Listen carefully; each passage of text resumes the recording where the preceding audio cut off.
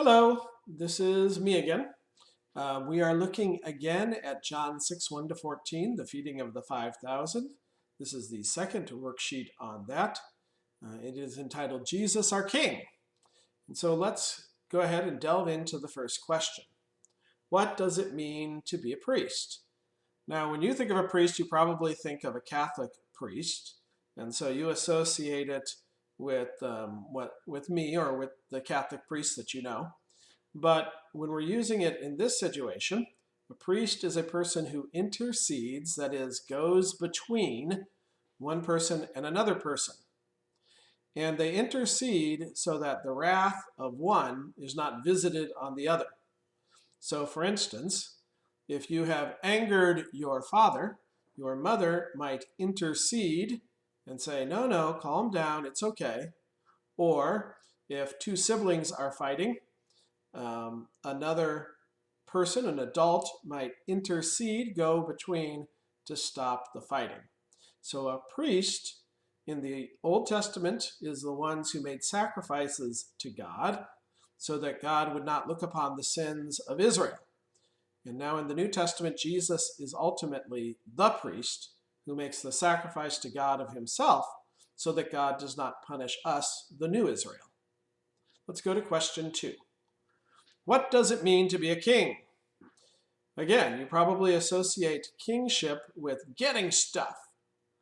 But here we talk about a king as a person who protects others.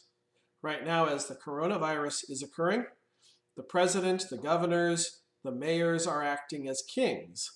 They are attempting to protect the population from an ill which has been visited upon them that the population on its own is unable to stop. And so a king intervenes when the people are threatened, but they're not able to solve the problem by themselves. Number 3, the people have not prepared for their journey out into the wilderness. They didn't bring food. They are hungry. Jesus feeds them. How is Jesus being a king? Well, this is a situation for which the people are not prepared. They are unable on their own to get food. A little boy has a little food and he's willing to share, but the rest of them have been very unprepared. And so Jesus, as a king, finds them in a situation that they can't handle on their own. And he organizes things and he provides so that the people are fed, so that their physical needs are taken care of. He does this for us too, right? He provides for us. Without him causing the plants to grow, the sun to shine, etc., we wouldn't have any food to be fed. Let's go to number 4. How do most kings get what they give to people? Most kings tax. They take away from some people and give to other people. And they may do it over the course of years. This is kind of the plan of our government right now for this coronavirus bailout. Over the course of time, they will take in taxes and money, and then suddenly they're printing all this money right now, kind of funny money. They're printing it all right now and giving it now when it's an emergency.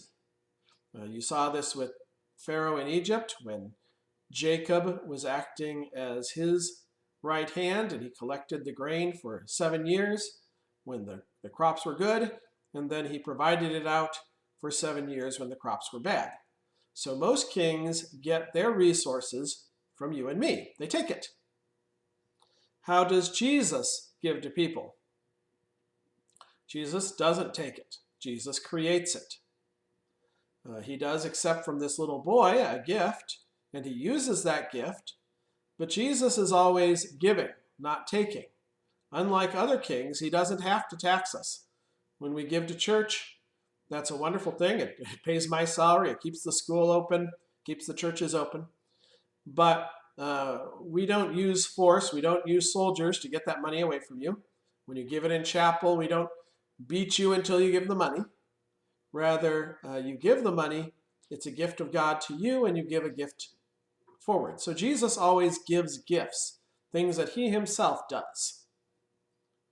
Now the crowd, after they're fed, what is their reaction to Jesus feeding them? Well, they want him to become an earthly kingdom, like other king, earthly king, like other kings, because they like this getting stuff. They like the fact that Jesus is paying them in food, and they want him to take over and keep paying them in food so they don't have to work or starve or go hungry. Jesus, however, gives better things than this plan that the crowd has. He does give them food, but it's normally through the means of their labor and their work. This was a special occasion when he didn't require them to labor and work. Number 7, what is a prophet? A prophet is a person who speaks what God speaks. In the Old Testament, God would often speak to prophets directly. We call this through revelation.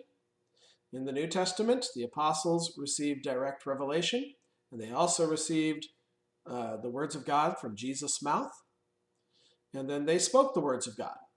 I'm a prophet right now if I'm speaking the words of God, which I am, and so that makes me a prophet.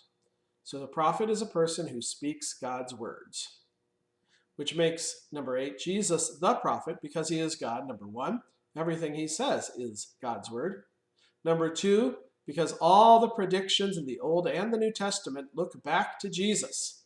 He is the fulfillment of prophecy. What they spoke about was Jesus coming and his resurrection. And today, when I act as a prophet, I speak about Jesus. And that's the center of my message. So he is the prophet. It is his words I speak. It is to his words that I direct you. It's to Jesus that we go to learn about God. Thank you.